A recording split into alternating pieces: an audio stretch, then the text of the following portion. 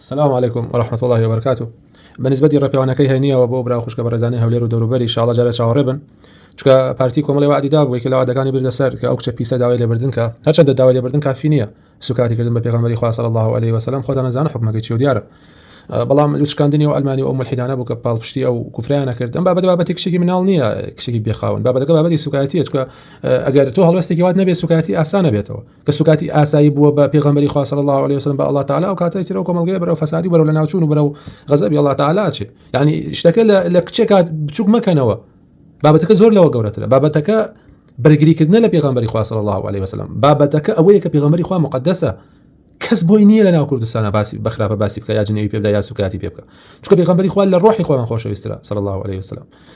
یەکێ لە خاڵەکانی تر کە ئەم گردبوونەوەی بۆ ئەکرا ڕۆژی هێنی و جارێ چاوەڕێ بن، یعنی لە ئەوەی بیکەینیانێکن جارێ سەداسە دڵنیانین، چونکە بەندە بەسەر ئەو هەڵوێستی پارتیەوە، چونکە کۆمەڵێک گەنجی مسلمانی گرتووە لە ڕۆژی هێنیەوە، کۆمەڵێکی بەرداو و کۆمەڵێکیشی گرتووە لەسەر چی؟ لەسەر ئەوەی کە دیفاعیان لە ڕسول الله کردووە صلی الله علیه و سلم. یعنی سەیکەم برایان ئەم ئومێد خۆشناوە، ئەم بەرزان قەسابی ئاسایشە دژە دینە ملحیدە ڕێگە ئەدا مۆڵەت ئەدا بەم ملحیدانە بێن کوفرکەن لەسەر جادە ئاساییە نۆرمالە ئەشان پارێزێ.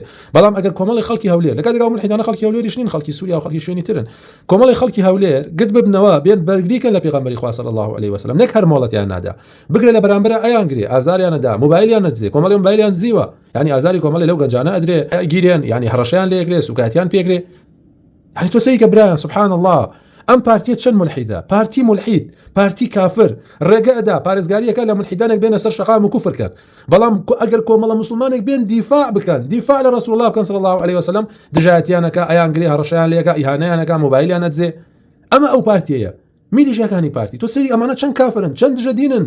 یعنی لەو هەولێرە هەموو کەسێک ئازادە مسلمانە بێ، هەرچی بی ئەخلاق و نێرباز و فەساد و گوندی لوبنانی و ئافرەتی داوێن پیس و کوفر کرد، ئەمانە هەمووی حڕن ئازادن، بەس مسلمان ئازاد نییە. حتا بە مەسلەی ڕێپێوان شتێکی مەدەنیە، یعنی لە هەموو وڵاتەکان شتێکی ئاسایی و مەدەنیە. تۆ بۆ گەنجی ئەگری لەسەر ئەوەی گەڵایەک لێ نەبووەتەوە، یعنی چی بوو؟ هاتوون بەرگریان لە رسول الله کردووە صلی الله علیه و سلم، بەبێ ئەوەی ئەمە ڕێکخراو بێ، بەبێ ئەوەی ئەمە حیزب بێ، بەبێ ئەمە هیچ شتێک نییە. مسلمانێکی سەرڕاستی هەولێرە هاتووە بەرگریەکە لە پێغەمبەری خوا صلی الله علیه و سلم. لەبەرەوە چەتەکانی پارتی میلیشەکانی پارتی ئومێد خۆشناو لەگەڵ خودی خۆتمە بەرزان قەساب ئەگەر ئەتەوێ وەزعی هەولێر تێک نەچی ئەم هەینیە ئەو گەنجانە ئازاد کە یەک بە یەکی ئەو گەنجانە ئازاد کە واز بێنە، چکە خۆتان سووکە بن، خۆتان ڕسوا بن، زەلیلانە. لە بەرامبەری شابیدن چۆن ملحیدەکان ئەم ئارام ئەحمەد و قادر نادر و ئەم سەرکا و کێ و هەرچی ملحیدە نییە تۆقن. يعني ئەزانی چێنە لەو پەنجە دەرزن کاک ئەمە پەنجەی تەوحیدە، ئەمە پەنجەی تەوحیدە، ئەم پەنجە هەموو مسلمانێک لە کاتی تەحیات دەخۆن پەنجەی ئەجوڵێنێ. ئەمە پەنجەی ئەوەیە کە تەنها یەک الله هەیە، گەورەی بەس بۆ الله تعالی کەسی تر گەورە نییە. ئاگادار بن سەریکە چۆن تۆقیون، سەریکە چۆن ڕسوا بوون، نەک هەر هینەکان ملحیدەکان. لە بەرامبەریشە لقمە قازیە خۆرەکانی بیجامە لە بەکانی یەگرتو جەماعەتی کۆمەڵی قەرارگە سۆفی و ئەشعەریە خەبیسەکان مەدخەلیە خەبیسەکان ئەوانیش دژایەتیمانەکەن. سوبحان الله ئیسلامە چەند نامەبووەتەوە. یعنی ئەوان پیاوی ئەوە نەبوون بێن بەرگری بکەن، بەرگری تۆزی هەڵوێستێک بنوێنن هەر بڵێ کاک ئێمە هەین مەسەلەی پێغەمبەری خوا هێڵی سوورە ناچێتە ناو هیچ ململانەیەکەوە، کەچی ئەوانیش هەنێکیان هەڵ خۆیان بێدەن کردووە، خەنێکیشیان خەریکی نیفاق و تەفرەقە و نازانم فیتنەنانە و داوەشیان داڕزێن. جماعتی مولود چۆن ڕسوا بوون، چۆن سووک و سەلیم بوون. جاگەر ئەم ساڵ هاتنە بەرقەڵاوتیان مولودەکەین سووک و سەلیمیان کەن، کەرامەتیان بشکێنن ئەو مرتەدی مشریکانە. ئەو کاتی پێغەمبەری خوا پێویست بوو کە دیفاعی لێ بکرێ، یەک نەفەریان ئامادە نەبوون غەیری مسلمانێکی کەمینە نەبێ کە الله سەری بەرز کردن. الله تعالی هەر خۆی سەرتان بەرزکە و جەزای خێرتان باتەوە کە سەری ئێمەتان بەرز کردەوە. برا خوشەکانم جارە چاوەڕێکن ئینشاءالله بۆ ئەم گردبوونەوەی هەینیە بەندە لەسەرەوەی ئایا پارتی ئەو گەنجانەی کە گرتوویەتی ئازادیەکەیانە، ئەگەر ئازادی نەکرد، ئەگەر یەک گەنج مابووە ئەوە هەینی هەر شتێک ڕووبدا لە هەولێرە لەسەر ئومێد خۆشناو لەسەر بەرزان قەساب ئەو دوانە خۆیان بەرپرسیارن.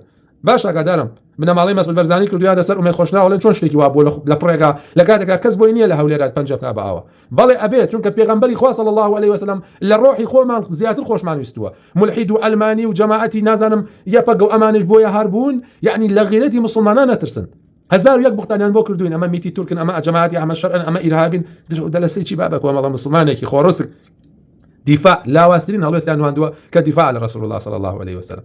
یعنی ئێوە چاوتان ئەو حقیقەتە نابینێت، چاوتان غیرەتی ئێمە نابینێ، ملحیدەکان منافقەکان یەک دانە ئێمە بەرامبەر بە هزار منافقی وەکو ئێوە، یەک دانە ئێمە خوشکێکی ئێمە کە پەنجەی تەوحید ڕاوەشێنێ بەرامبەر بە هزار دانە گێلە پیا و مڵقەوی وەکو ئێوەیە. ئێوە بێغیرەت و جەبانن. ئێمە لەسەر رسول الله صلی الله علیه و سلم ئامادەین ڕۆحی خۆمان ببەخشین، تووشی شۆک مەبن، تووشی سوپرایز مەبن چۆن لە هەولێرە ئەوە ڕوویدا. بەڵێ ئێمە کردمان بە فەزلی الله تعالی، بەڵێ الله تعالی چاوی چەتەکانی پارتی و ملحیدەکانی کوێر کرد. چونکە مەسەلەی پێغەمبەری خوا هیچ قبول ناکە سوکایەتیکردن بە پێغەمبەری خوا یاریکردنە بە ڕۆح ئاگادار بن ئەمە مەسەلەیەکی تر نییە بڵێ وەڵا ئەمە سوکاتی کراوە پێغەمبەری خوا صلی الله علیه وسلم بە کوردی و بە پوختی دووبارە و سێبارێکەمەوە پارتی ئەو گەنجانە بەردە ئەو گەنجانە بەرنەدەی ئومێد خۆشناو ئومێد ملحید بەرزان قەسابی ملحید ئەو گەنجانەی کە گرتوتن لەسەر دیفاعکردن لە رسول الله صلی الله علیه وسلم هەر هەمیان ئازاد کە ئەو موبایلانشی کە دزیوتانە موبایلەکانیشان بنەوە بەبێ قەید و شەرت ئەگینا جومعە هەر شتێک ڕووبا لە هەولێرا خۆتان زارەکە. سلام علیکم ورحمة الله وبركاته.